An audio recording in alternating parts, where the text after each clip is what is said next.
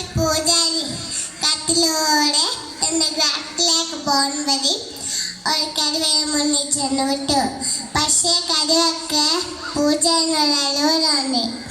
അപ്പൂപ്പൻ എങ്ങോട്ടാണ് പോകുന്നത്? മോനെ, അപ്പൂപ്പൻ ഒരു കല്യാണത്തിന് പോകുന്ന വഴിയാ. കല്യാണോ? എന്താണ് അപ്പൂപ്പ കല്യാണം എന്ന് വെച്ചാൽ? ആണും പെണ്ണും ഒരുമിച്ച് ജീവിക്കാത്തവരാണ് കല്യാണം. ആഹാ, അങ്ങനെയാണോ? എന്ന അപ്പൂപ്പ എനിക്കും കല്യാണം കേൾക്കണം. ജീവൻ രക്ഷിക്കണമെങ്കിൽ എന്തെങ്കിലും ഉപായം പറഞ്ഞേ പറ്റൂ. ശരി, നീ 2 ദിവസം കഴിഞ്ഞ് എൻ്റെ വീട്ടിലേക്ക് വരൂ. സുന്ദര കലവയുമായുള്ള കല്യാണം ഞാൻ നടത്തിത്തരാം. പൂജാരി വീട്ടിലെത്തിയ ഉടൻ തന്നെ തന്റെ മിത്രങ്ങളായ നാട്ടുകാരെ വെച്ച് ഒരു വലിയ കൂടുണ്ടാക്കി കടുവ കാട്ടിയിരുന്നു. അപ്പൂപ്പ, അപ്പൂപ്പ നീ വന്നോ? ഞാൻ കല്യാണം വേണ്ടി ചില മണ്ടങ്ങൾ ചൊല്ലുകയാണ്. വെളിയിലുള്ള കൂട്ടുകാരെ വാതിൽ അച്ചുകാണോ?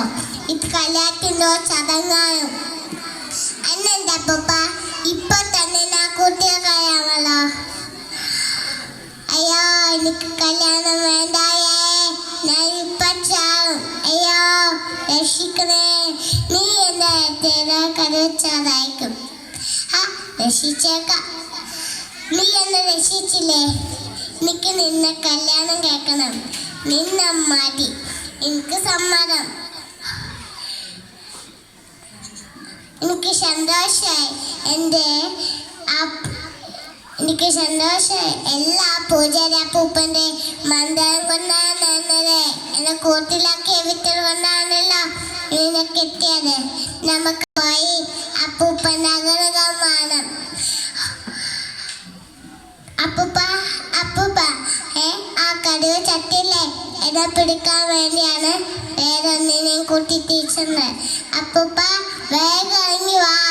അപ്പൂപ്പൻ കൊണ്ട് എന്നെ കല്യാണം കഴിഞ്ഞു. ഞാൻ എന്നെ പെണ്ണിനെയും കൊണ്ടാ പറഞ്ഞിരിക്കുന്നത്. അപ്പൂപ്പൻ ഞങ്ങളെ നയിക്കണം. അപ്പൂപ്പൻ തീരെ സുഖമില്ല. എനിക്ക് സന്തോഷമായി. എല്ലാ അനുഗ്രഹങ്ങളും നിങ്ങളെ കൊണ്ട് ദർശനം വെച്ചിട്ട് വെക്കും.